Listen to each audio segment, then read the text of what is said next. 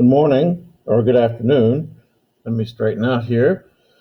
Yes, today we are going to continue our saga towards ending the war for the Japanese, although I have pictures here. These are children's books. I mean, look at these.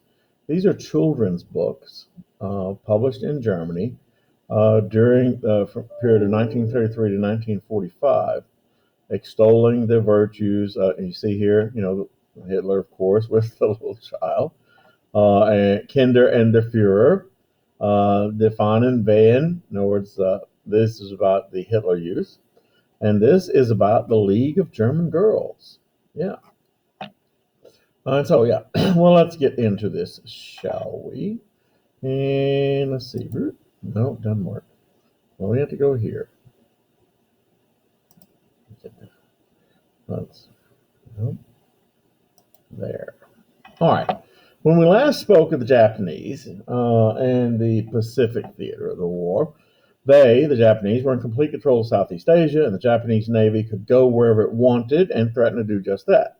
I mean, the American fleet was crippled at Pearl Harbor, and by sheer chance, and here's the thing, by sheer chance, 4 aircraft carriers, and aircraft carriers had become the backbone of naval power.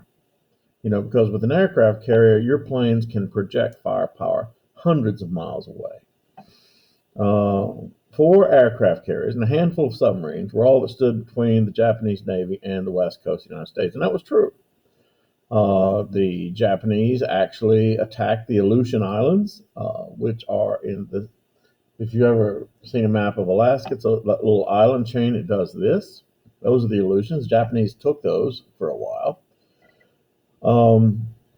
And there was no actual attack on the 48 contiguous United States. There was one fuel dump that was fired upon by a Japanese submarine off the west coast, but nothing else. So, once again, here was where the nation of refrigerator manufacturers, that's what the Germans called the Americans, flexed its muscles as Rosie the Riveter, women. And see, that's a thing. The United States, unlike the Nazis and the Japanese to a lesser extent, were defeated by the industrial might of the United States. And the industrial might of the United States was pumping out only because of women. Oh, yeah. Women went to work in factories and did heavy construction labor. And, it was quite remarkable. And the Germans wouldn't let women work. They worked slaves. And the Japanese tried to do the same thing with their POWs. They just don't make good workers, though. The industrial heartland of the United States began pumping out ships, planes, war materials. I mean, just at an unprecedented rate. Excuse me. And the longer the war went on, the faster they could pump out war material.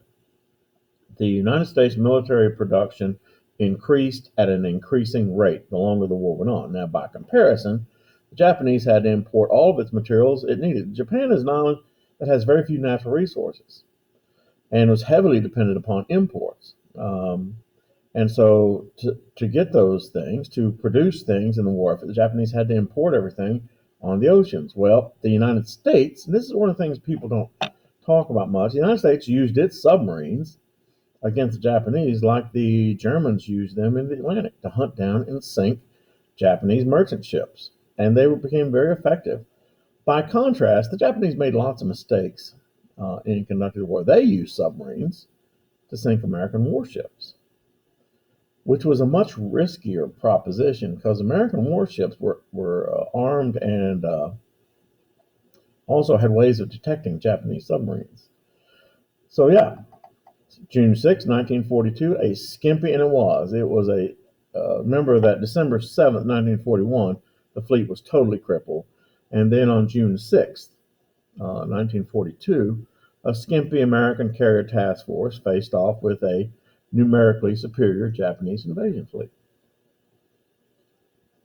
This was called the Battle of Midway.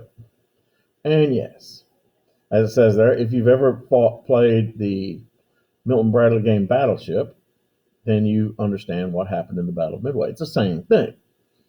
The two fleets, the Japanese fleet and the American fleet, never saw each other, not directly. They never came into contact with each other directly. But each one launched their attack aircraft to sink the other's aircraft carrier. That's all they cared about. Didn't care about their cruisers or battleships or anything like that. Their aircraft carriers. You knock out their aircraft carriers, their planes have nowhere to land, and they are a little good. And they did that. June 6, 1942. Midway was the turning point in the Pacific. And because after Midway, the United States industrial machine continued to produce warships of all kinds at an increasingly increasing rate. The Japanese, on the other hand, because of their island location and lack of resources in the United States submarine attacks, had a much more difficult time replacing and repairing their navy. The Japanese and Americans also had differing philosophies during the fighting of the war. This thing here, now you remember, guys, there's a reason why we watched The Last Samurai. Because it taught us about Japanese culture, it taught us about the samurai. Well, when World War II rolled around, all Japanese soldiers were told, you are samurai, and therefore you must embrace the code of Bushido. And you say, what's that? Bushido is the code of discipline of the samurai, meaning death before dishonor, meaning that it's better to die. You don't surrender, which made the Japanese a very dangerous opponent for American soldiers. They would not surrender. And oftentimes Japanese soldiers would chain themselves with a chain to their position inside a pillbox, a foxhole, a cave, and would not come out. And so, yeah. Kamikaze, yeah, we talked about that, or did we? The word kamikaze is a Japanese word. Obviously, it means divine wind. And no, not the divine wind like when you go to White Castle, but get it? But no, in the 12th century, and I think I talked about this before, in the 12th century, the Mongols from China tried to invade Japan. And as the invasion fleet was crossing the Sea of Japan to attack the Japanese, and they would have conquered Japan, a storm rose up, sank pretty much all the fleet. And the Japanese called that storm Kamikaze, the divine wind. And so during World War II, the Japanese High Command, an admiral named Onishi, recognized the fact that they are losing. And if the war continues to going on the way it is going on, it's going to be over for the Japanese. And so he came up with this idea of kamikaze fighters of all sorts, not just pilots. And the idea was, since the Americans had so many ships, the only way to take them out was if one Japanese plane, fully loaded with a bomb, would fly onto the deck of American ships, thereby sacrificing themselves. And these kamikazes were not crazed idiots, by the way. They were not on drugs like the press said. They were trained. In fact, when they would take off to do this, they would be given a funeral. They would drink a toast in sake wine, and then they climb aboard the plane, and the kamikaze pilot would fly up with two escorts to fight off other American planes who might try and intercept them. And they were told, if you do not find your target, come home. Don't just waste your life and your plane, because the Japanese didn't have that many of either. And so they would look, and if they found their target, then they were taught to dive at a very, very steep angle, and not only that, to keep their eyes wide open to make sure they deliver the bomb to the target. So, the Japanese did this, and they actually had all kinds of weapons. The Japanese developed tiny submarines, one-way submarines, that on one end of it had nothing but a torpedo, a live torpedo. And the single one person in the submarine, called Oka by the Japanese. Oka means cherry blossom because of the one person would guide the submarine into the American ship. The Americans called them Baka, which means crazy. Baka bombs. Now, here's the thing. like I said, different philosophies. American pilots who were successful in flying against Japanese and it's shooting down Japanese pilots. If you were a good pilot, if you're at shooting down the enemy, the Americans would take you and send you back to the States for the purpose of training other pilots. However, the Japanese, any of their pilots who were successful, they said, "Oh, good job," slap them on the back and send him back out there. Well, the problem is, when you do that, eventually you run out of pilots. That person's eventually, even the Red Baron, who had something like, in World War I, the Red Baron had something like 80 kills. Eventually, luck's going to catch up with him. And it did to these guys, too. They eventually were knocked out of the sky. And look at this. What was the end result of the two strategies? Well, A, the Americans kept training more and more pilots. B, the Japanese actually ran out of pilots before they ran out of planes. So, as the Americans gained momentum, winning at the Coral Sea, which prevented the Japanese invasion of Australia, Guadalcanal, another island, they utilized a strategy called island hopping, in which they would only take the most strategic islands, ones with airports, and then bypass the ones that were less important, because, the Japanese were just on an island. There's a story of a Japanese soldier on the island of Borneo that in 1975 came out of the jungle and was discovered by a bunch of children who were fishing. He had been hiding in the jungles for 30 years. He had no idea the war was over, but he thought he was still doing his duty. Yes, a couple of things. Iwo Jima.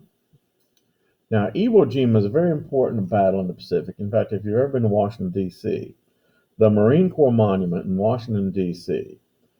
Depicts the Battle of Iwo Jima, the raising of the American flag on Mount Suribachi.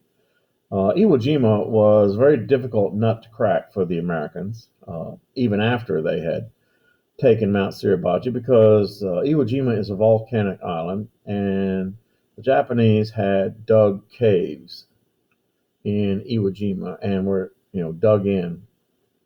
And the Americans literally had to go in there and extract them. And they did it in one of two ways. One, they would toss in a grenade, or two, they would use a flamethrower. Yeah, stick the tip of a flamethrower inside the opening and then just cook whatever was in there. It was an ugly business. Okinawa, if you look at a map of Japan, Okinawa is actually a Japanese island. Okinawa is about 400 miles off the southern coast of Japan. I'm sorry. I forgot. Iwo Jima was so important. Forgive me. Iwo Jima was so important because after the Americans took the island of Iwo Jima, American long-range bombers could then fly directly to Japan, drop their loads, and then return safely. That was why the Japanese fought for it so desperately, and so did the Americans. Like I said, talking about the island of Okinawa. Here, this was important because Okinawa was actually a Japanese island, a tiny one, yeah.